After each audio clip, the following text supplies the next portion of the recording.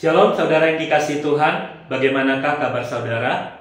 Kiranya saudara selalu dalam keadaan yang sehat dan selalu dalam penyertaan Tuhan. Saudara yang dikasihi Tuhan, di awal renungan ini saya menyapa saudara dengan kata shalom. Apakah saudara mengerti apa arti kata shalom? Ya, benar saudara. Shalom artinya adalah damai sejahtera. Dan kata damai sejahtera ini tercatat 90 kali di dalam Alkitab.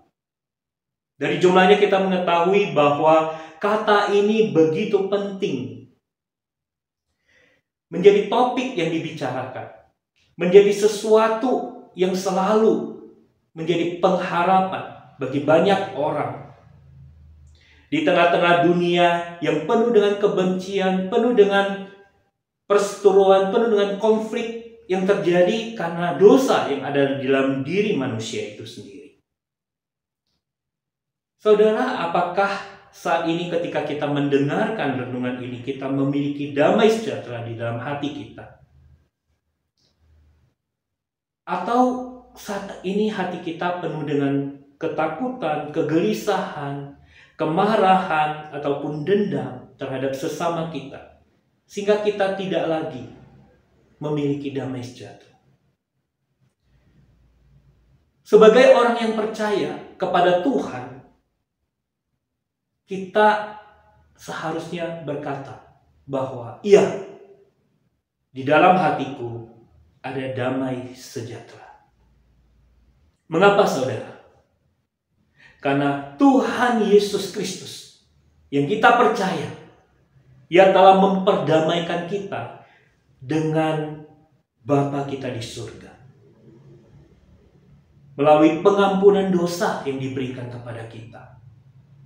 Yaitu ketika Dia mati di kayu salib, menjadi korban untuk menggantikan kita. Sehingga kita diterima oleh Allah. Kita diperdamaikan dengan Allah. Sejak kita bertobat dan percaya kepada Yesus Kristus, kita telah dilahirbarukan dengan status yang baru sebagai anak-anak Tuhan. Sebagai anak-anak Allah. Kita telah menjadi milik Allah yang adalah sumber dari damai sejahtera yang sejati itu.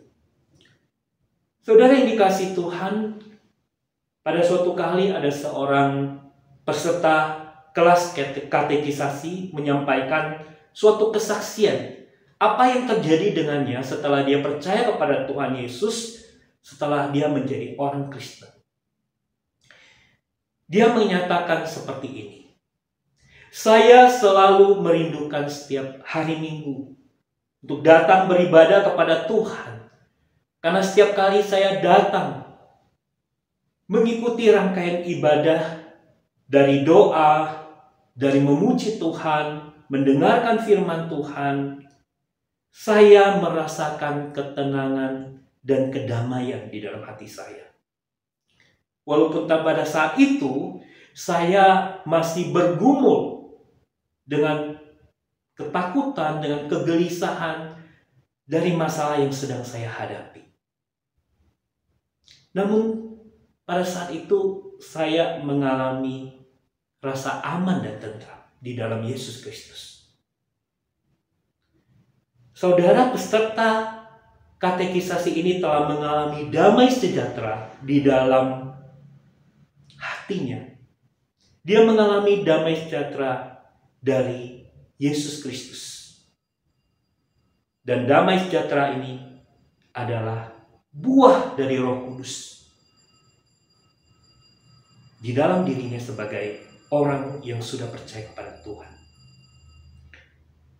Dia telah menerima shalom dari Tuhan Yesus. Seperti janji ataupun apa yang dikatakan Tuhan Yesus kepada murid-muridnya ketika dia bangkit dari kematian dan menampakkan diri kepada mereka yang pada saat itu sedang ada di dalam ketakutan. Yesus berkata di dalam Yohanes pasal 14 ayat 27, "Damai sejahtera ku tinggalkan bagimu. Damai sejahtera-Ku kuberikan kepadamu. Dan apa yang kuberikan tidak seperti yang diberikan oleh dunia ini kepadamu. Janganlah gelisah dan gentar hatimu. Ya, ketika kita memiliki Tuhan Yesus di dalam diri kita, maka damai itu hadir sebagai pekerjaan Roh Kudus dalam hidup kita.